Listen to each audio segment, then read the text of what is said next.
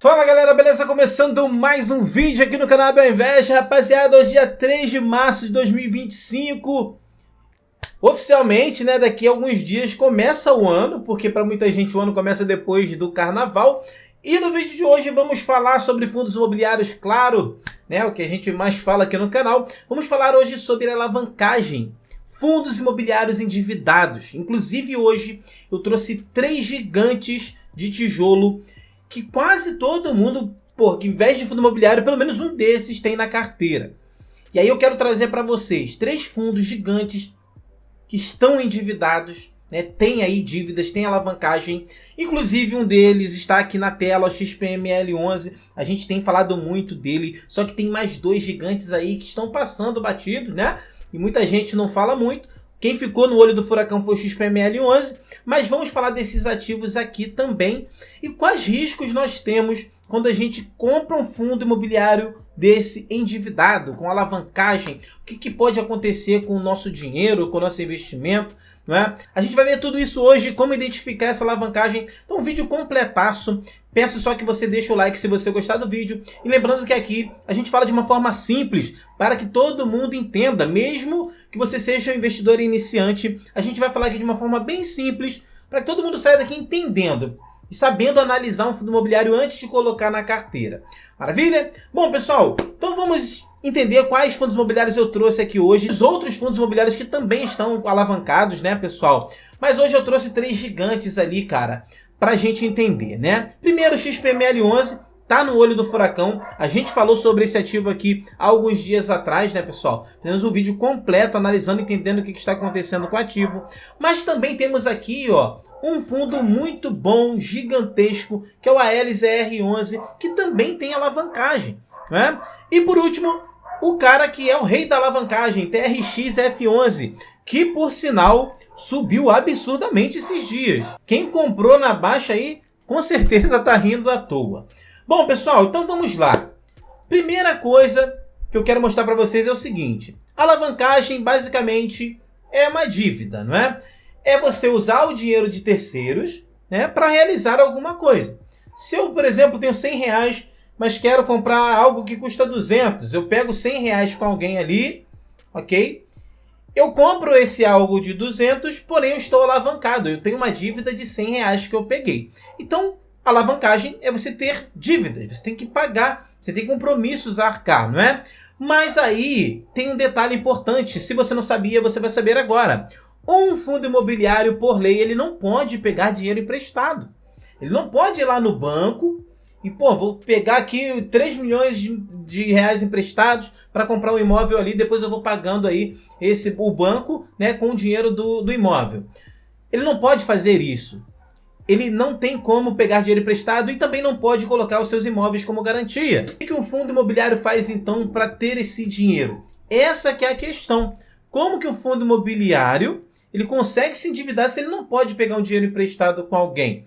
Você vai entender isso aqui daqui a pouco, eu vou mostrar detalhadamente. Porém, antes eu quero te mostrar como identificar essa alavancagem em fundo imobiliário. Tanto de papel quanto de tijolo. São alavancagens diferentes. Tá? Ele se endivida de forma diferente. O de papel é de um jeito, o de tijolo é de outro. Certo? Mas agora vamos ver como que eu identifico que o ALZR, o XPML11, TRXF11, eles estão endividados. Primeiramente, você vai pegar aqui, ó, no Investidor 10, você vai colocar lá XPML11, você vai descer, vai lá no final da página, e aqui você tem algumas informações importantes. Deixa eu ver aqui, ó. Aqui, ó.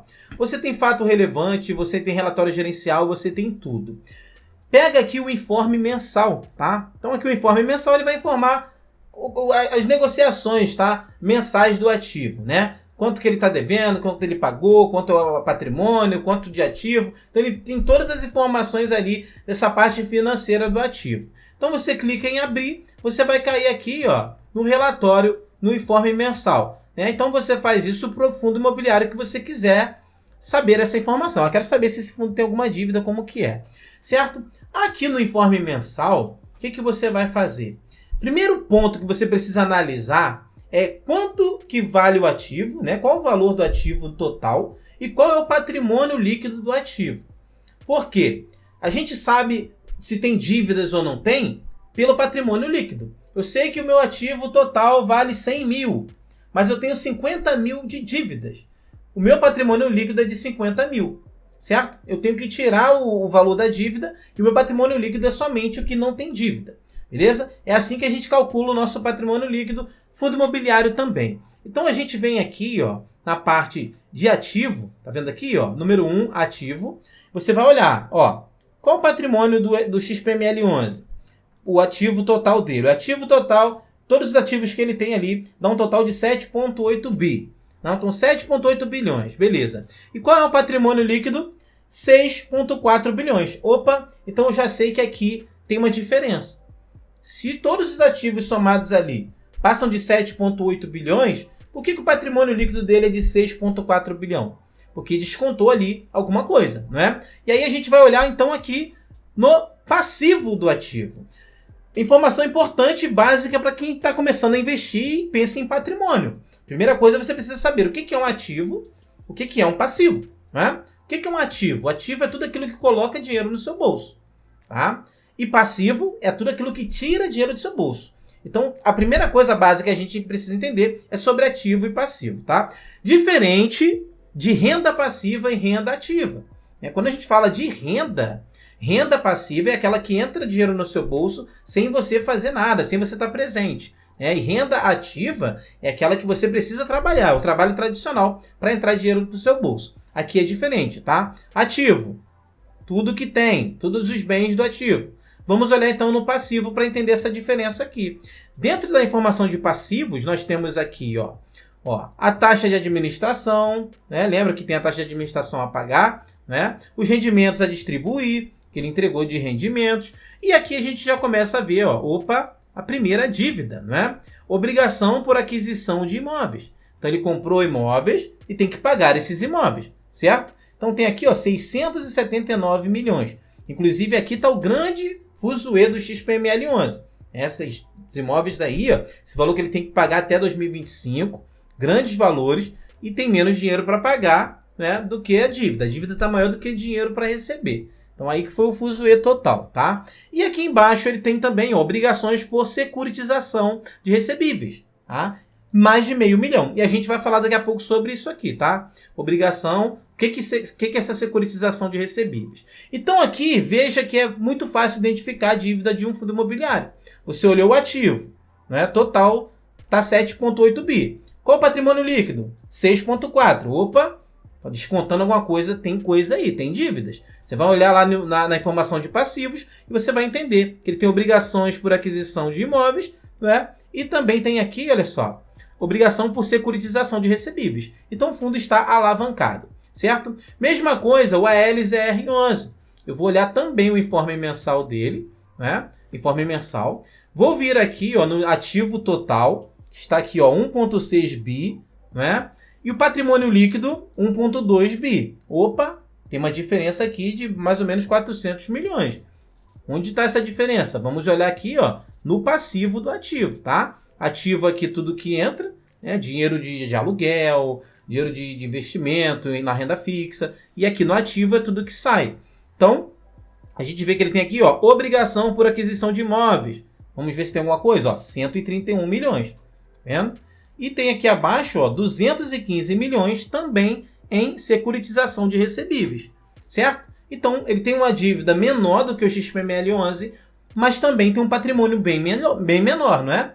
O patrimônio do XPML11 é 6 vezes maior que esse aqui, tá? Então, por isso que, é uma dívida muito alta, mas se você for olhar pelo patrimônio, cara, tranquilo. Agora, o que é mais assustador seria talvez, ó, o TRX-F11. Então a gente vai olhar o relatório mensal dele, o informe mensal, aí você vai ver a discrepância aqui, ó. Ativos, total, 3,5 bilhões. Patrimônio líquido, 2 bilhões. Caraca, tem uma diferença de quase 1,5 bi aqui, cara. Então aqui é muito dinheiro, mas o TRX-F11, historicamente, ele trabalha assim, alavancado. Tá? Então ele já trabalha dessa forma. Quem compra esse ativo aqui já sabe que ele faz operações assim. Tá? Então vamos olhar aqui a informação de passivo, tudo que sai, e vamos olhar aqui, ó, taxa de administração ok, ele tem que pagar mesmo, normal. Agora, ó, obrigações por aquisição de imóveis. Será que ele comprou algum imóvel e tem que pagar está devendo? Ó, 393 bilhões. Então, ele tem imóveis a pagar aqui ainda. Mas o grande negócio aqui, ó, como ele trabalha alavancado, quase 1 bilhão em securitização de recebíveis. Tá vendo? Então, ele já é acostumado a fazer isso. Então, é um fundo que quando você compra o TRX-F11, você está comprando esse ativo, mas você já sabe que, porra, você vai comprar um ativo que ele tem alavancagem, ele trabalha dessa maneira. Então agora você consegue identificar se o fundo imobiliário ele está alavancado ou não está. Veja a diferença do ativo total para o patrimônio líquido. Sempre que a gente diminui ali a dívida que a gente tem de todo o nosso patrimônio, o que sobra é o patrimônio líquido, né? E embaixo ele especifica que dívidas são essas.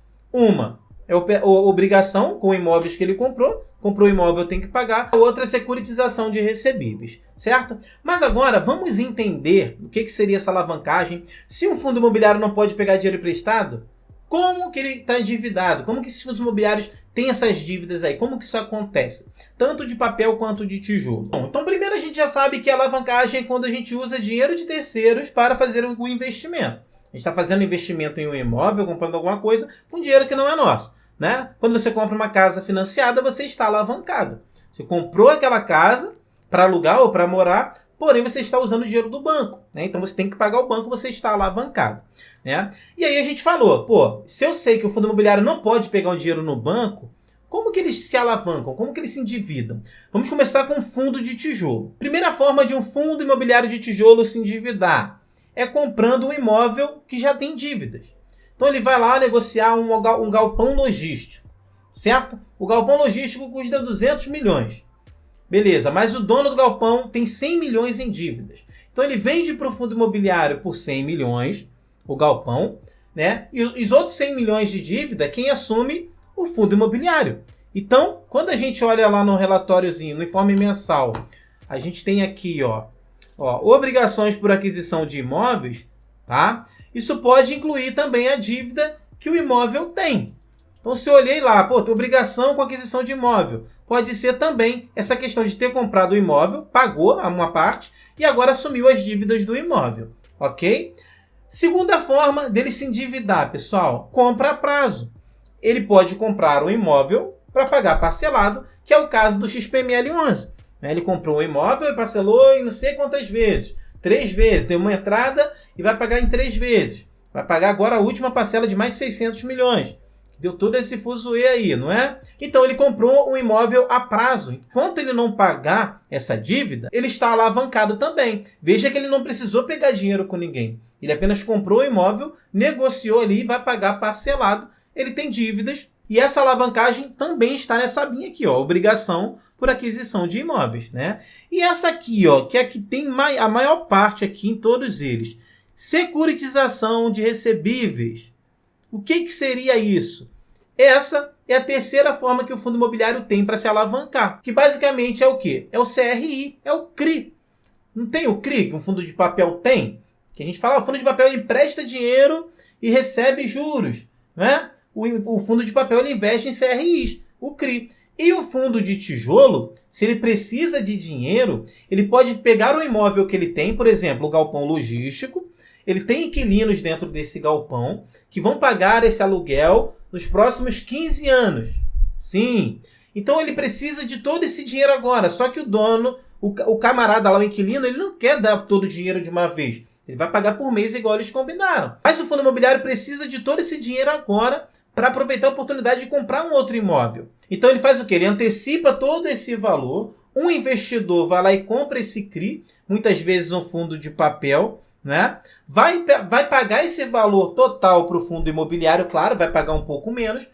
O fundo de tijolo pega esse dinheiro ali, compra o imóvel que ele queria. Agora aquele aluguel vai ser repassado, né, para o investidor que antecipou esse valor, que comprou esse CRI, certo? Então o fundo de papel faz exatamente isso.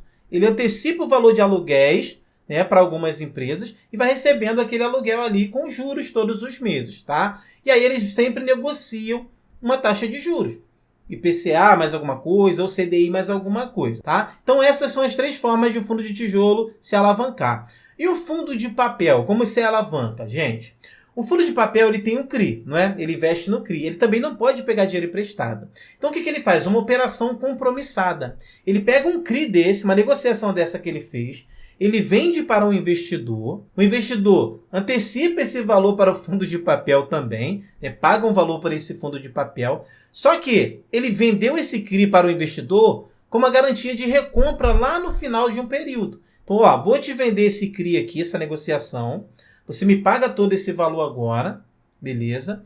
E lá no final do ano eu compro de você de novo esse CRI com valor acrescido.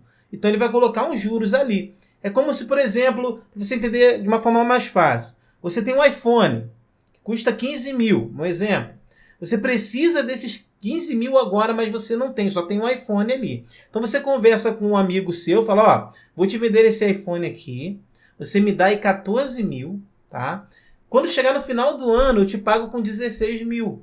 Então você me dá esse valor, eu te vendo o iPhone, por um período que lá no final eu compro de novo de você o iPhone. Então não é uma venda, né?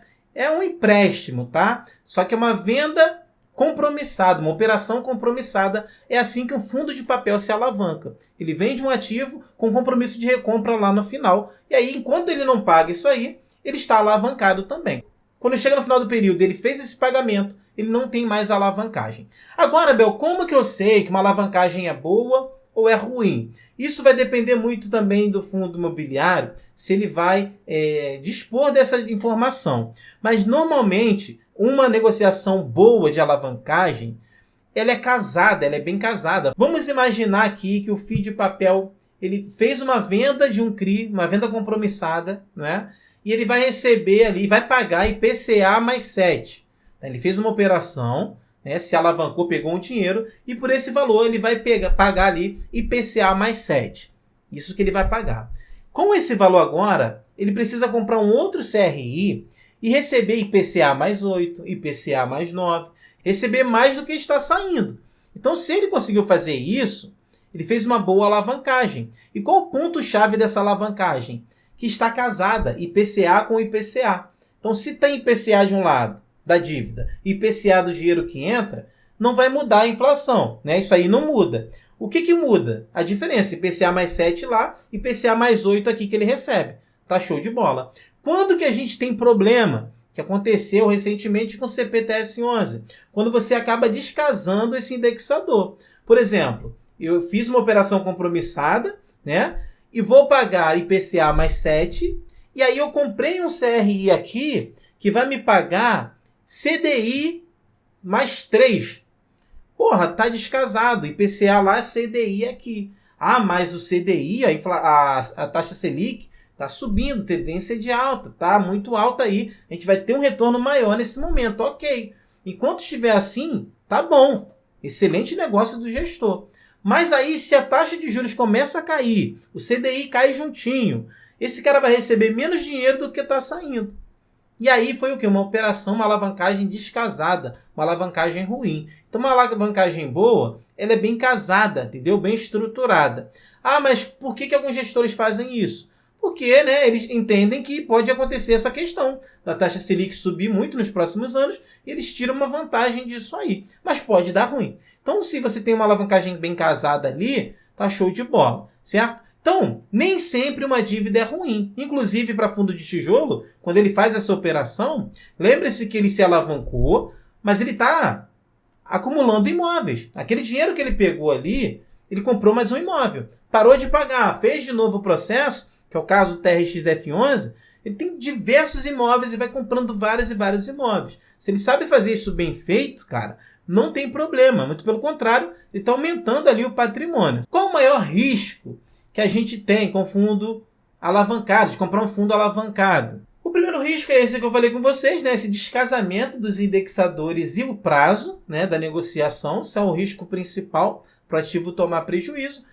E também a queda da receita dos fundos, né? Se ele compra um imóvel, não consegue alugar esse imóvel, né? Fica ali com a vacância muito alta, o dinheiro não entra. Então você tem esse risco também na queda da receita do fundo. Tem mais dinheiro saindo do que entrando. Tá? O risco de alavancagem é esse. Mas se é bem feita, bem casada, gente, faz parte, é natural, certo? Então, Então hoje você já consegue identificar o que é uma alavancagem, quando ela é boa, quando ela é ruim, não é? E como que um fundo imobiliário se alavanca, tá? Se você gostou do vídeo, deixa o seu likeão. Eu creio que você entendeu. Se você não entendeu, coloca nos comentários, que eu também trago vídeo durante a semana aqui respondendo dúvidas e perguntas, certo? Então o comentário é muito válido para eu trazer vídeo durante a semana respondendo essas dúvidas aí. Beleza, pessoal? Esse foi o vídeo de hoje, espero que você tenha gostado e tenha curtido. Tamo junto até o próximo vídeo e valeu!